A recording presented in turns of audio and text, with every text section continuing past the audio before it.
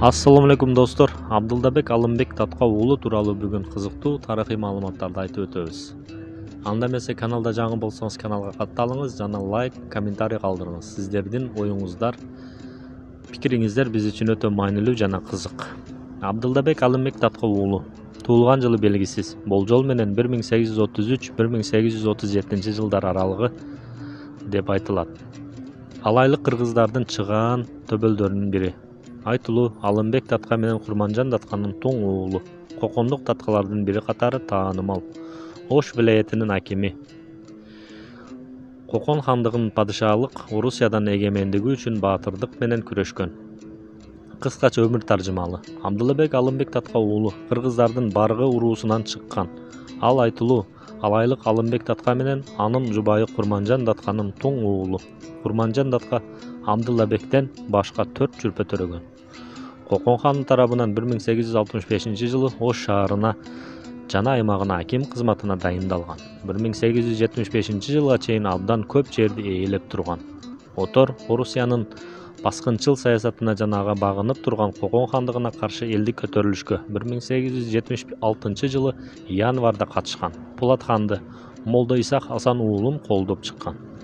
Кокон хандыгы биротоло каратылып, мамлекет катары жоюлуп, анын аймагы Орусиянын карамагына өткөндөн кийин генерал Скоблев жетектеген падышалык аскерлердин баскынчыл жортуулдарына каршы күрөшкөн.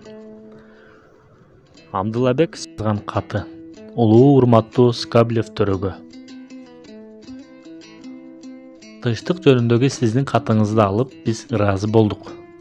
Кудайга жана анын пайгамбарларына ишенген биз ушул мезгилге чейин силерге каршылык көрсөтүп келебиз.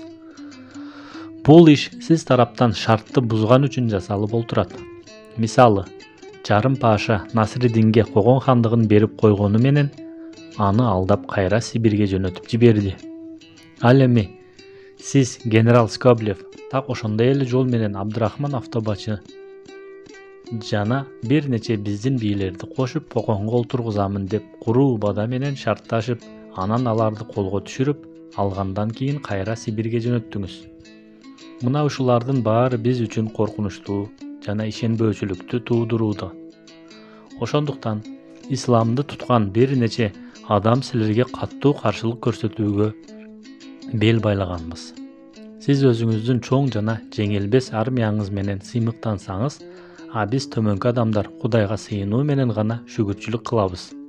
А мүмкүн асмандагы жараткан бизге ырайым кылар. Эгер сиз берген убадаңызды дайым аткарсаңыз, анда биз макулдугубузду берет элек. Бирок жогорку себептер менен биз денебизден жаныбыз чыккынча сиздерге каршы күрөшөбүз. Биз көчмөнчүбүз. Ошондуктан бизге эч кандай мүлктүн кереги жок. Кудайдын берген даамын татабыз.